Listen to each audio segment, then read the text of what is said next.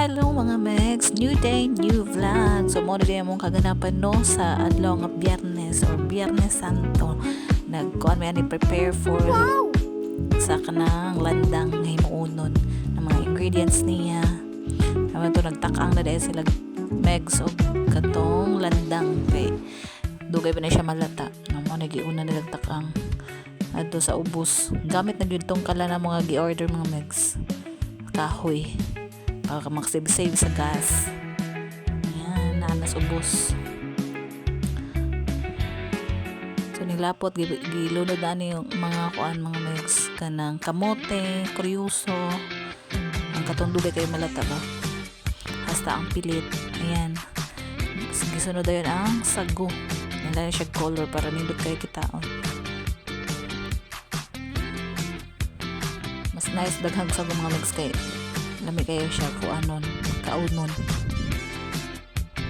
So next is ang saging og nangka na siya mga Megs kay lami ko na sa gulod og nangka ang kanang landang humot-humot. So kuha din yung mga Megs sa kuan sana sa kalan kay tingalig matakwang. So agi-ara-ara sa semento para ma-okay tarong.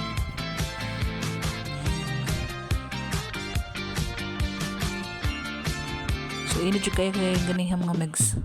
Untong tutok ayan humana luto na ang landang mga Megs. Yummy! Let's eat. So landang og buwad ang pares, lami kayo siya ipares mga Megs. Next recipe na po niya is ang biko. So ayan latik na mga Megs. So, ang latik day mga Megs, dugay kayo na siya makuan, malatik day ay, yan, sige okay si Inday Divina. Dugay kayo malatik mga Megs. So, nadyo kay patience dapat ani mga Megs, no? Kay dugay kayo ni malatik. Yan, after pila ka minuto, ayan na. Kuha na ang katong gilungag nga pilit sagol na sa latik. Then ukayon din ha mga Megs, and then paanukan siya kuan para di ko siya nga lata kayo. Ayan, ready na, humana biko. So next po nag-prepare na ko pa dong sa simbahan mga Megs procession. Ayan, nagtawag-tawag sa kumpares. Nangaon man po sila dito sa MOA ba. Nagsuroy. Libre sa yung igsuan. So, nagsanggip-sanggip sila. Ayan, padong nami. Anis gawas. Nagdadali yung mga Megs kay alas 5 na niya. Ang procession is alas 5 po.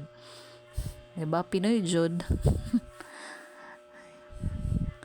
So, ang problema ni is naabay put-put. Pero, may gani kay pagagawas na mo na arap put-put-put. So, baktas-baktas may padong gawas. So, init gihapon siya mga Megs. Bisan 5 na. Init gihapon siya.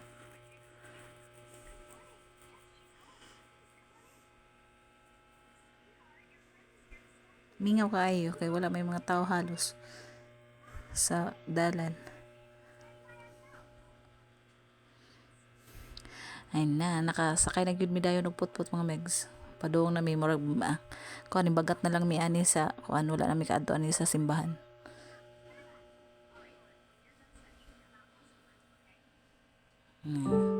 Yan nakaabot mi diha na mi insert mga Megs procession. Kapag yung kuan kandila.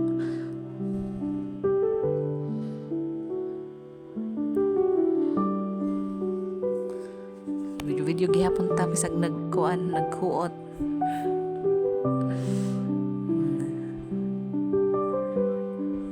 So daghan jud kaya nang uban ani sa procession mga Megs.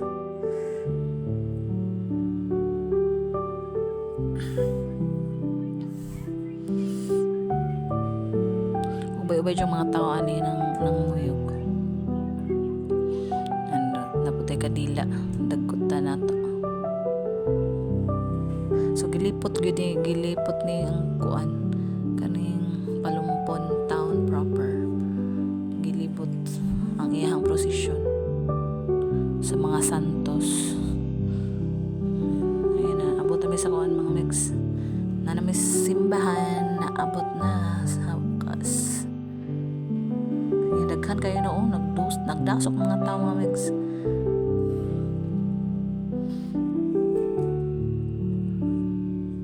Sa simbahan daan na may mga tao, naghuwat ra sila.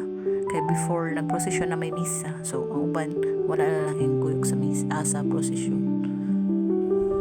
Ayan. Nabulit ang simbahan sa tao. Buya-buyak.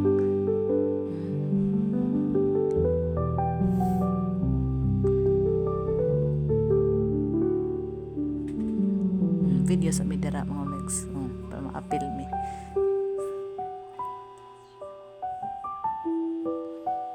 So daghan kayo siyang kuan. Nauna di mi ato. Sunod din sa kuan Nazareno, and then uban pang mga patron nagsunod og sa prosesyon.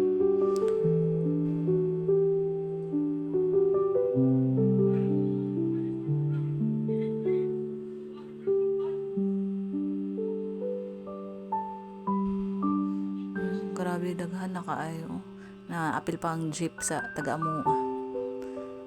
Puno kayo mga buwak. Yan, nagdasok yun kayo.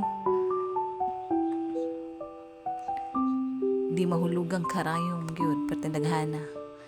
Yan, naglingkod sa miyani kadiyot, pahukuan sa tiil.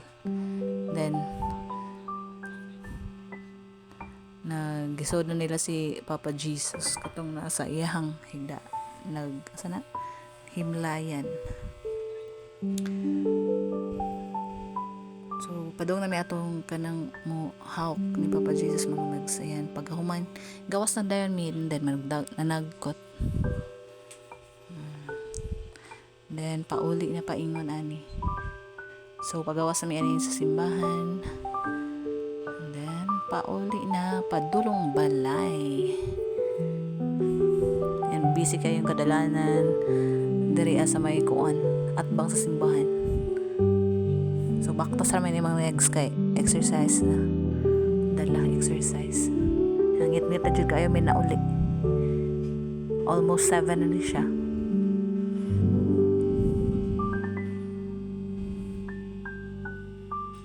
So layo pa jud.